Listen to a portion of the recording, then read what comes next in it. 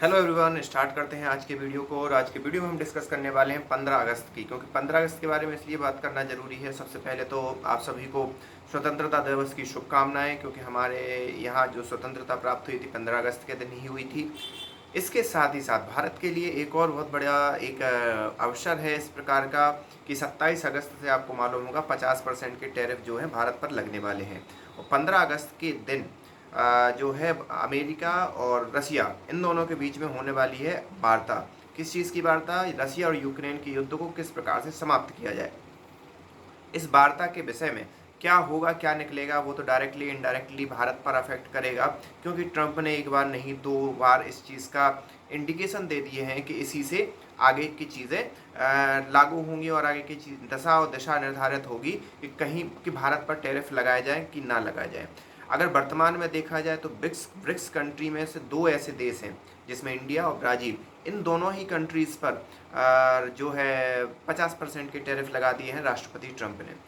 तो अभी देखना ये बाकी है कि भारत तो सीधी सी बात है कुछ स्टेप्स ले रहा है, जिसकी मैं आगे चर्चा करूंगा। लेकिन ये जो वार्ता होनी है, जो अलास्का के अंदर होनी है, उससे पहले अगर हम राष्ट्रपति पुतिन की बात करें तो उनकी जो तैयारियां कैसी चल रही हैं, वो बार बार कुछ न कुछ न्यूक्लियर रिएक्टर या न्यूक्लियर रिएक्टर से जुड़ी मिसाइलों का परीक्षण कर रहे हैं। ये तो हो गया आपके रसिया वाले, मतलब वो वार्ता से जस्ट पहले इस प्रकार का इंडिकेशन दे रहे हैं कि भाई हमें युद्ध की संधि की कोई बात नहीं पड़ी है, जो भी हमारी बातें मानेगा हम तभी युद्ध विराम की और युद्ध संधि पर हस्ताक्षर करेंगे, नहीं तो नहीं करने वाले। वहीं अगर दूसरी ओर देखा जाए तो ट्रंप कुछ दिन पहले तक तो बहुत नरम दिख रहे थे रसिया के प्रति, लेकिन जैसे ही उन्होंने जब 15 अगस्त की तारीख नज़दीक आई, उससे पहले उन्होंने पूरे यूरोपियन यूनियन, साथ ही साथ यूक्रेन के साथ भी जब बात की, तो एक समकक्ष, एक पूरा का पूरा उनका जो एक निर्णायक जो बिंदु निकलकर सामने आया। उसके बाद ट्रंप ने कहा कि रसिया को इस बात समझौता पर आना ही चाहिए, अदरवाइज उसको बहुत बुरे परिणाम भुगतने पड़ेंगे। अब राष्ट्रपति ट्रंप मुझे ये बताएं कि जब राष्ट्रपति जो बाइडन थे, जो कि डेमोक्रेटिक गवर्नमेंट के सपोर्टर थे, वो इतने बड़े बड़े सैंक्शन उनने लगवा दिए, स्विफ्ट से रसिया को अलग कर दिया, फिर भी 3 साल से रसिया युद्ध में कहीं ना कहीं से व्यवस्था करके जो भी है मैनेज कर रहा है, तो आपकी धमकी से डरेगा क्यों? ये तो हो गई पहली बात। राष्ट्रपति ट्रंप फिर भी बोल रहे हैं, लेकिन आपने जब राष्ट्रपति ट्रंप राष्ट्रपति बने थे उस समय कुछ ऐसी खबरें सुनी होंगी जिसमें ये कहा गया था कि कहीं राष्ट्रपति ट्रंप ये जो बाइडन सॉरी रसिया के एजेंट तो नहीं है।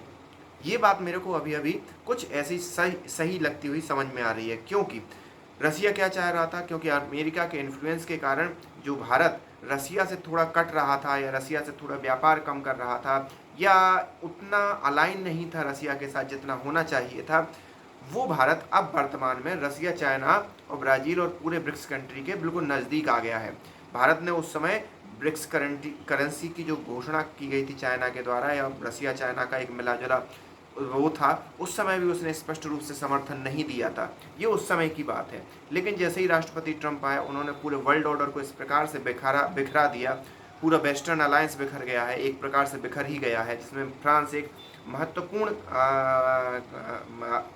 वो इम्पोर्टेंस रखता है इसके अंदर, यूरोपियन यूनियन के अंदर। वो भी रसिया का यूएस का अभी उतना अच्छा लाइन नहीं है।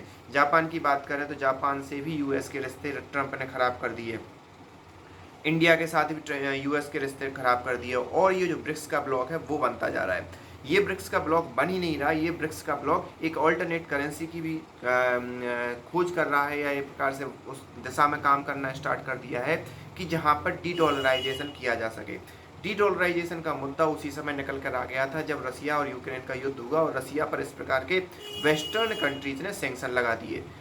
लेकिन अभी वो मुद्दा और ज़्यादा प्रबल होता दिखाई दे रहा है ट्रंप के टैरिफ के कारण।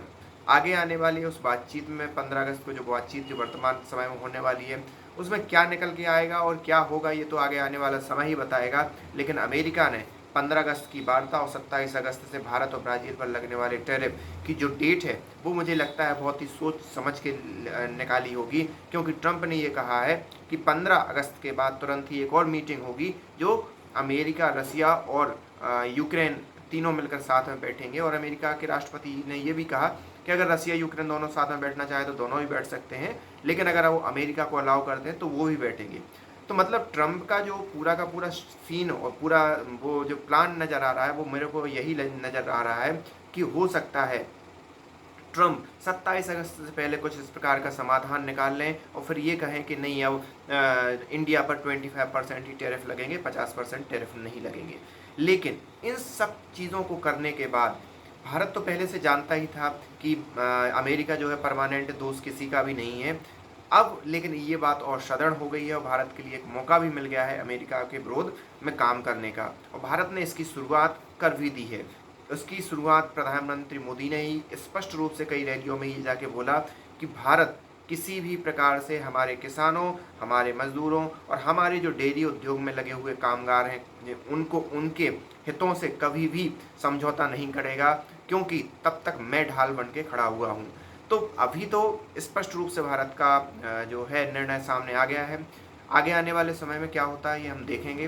वर्तमान में यही अपडेट है, कोई भी नया अपडेट आता है तो हम उस पर ज़रूर डिस्कस करेंगे। आपके विचार क्या हैं, आप हमें कमेंट करके बताइए। मिलते हैं नेक्स्ट वीडियो में, तब तक के लिए थैंक यू।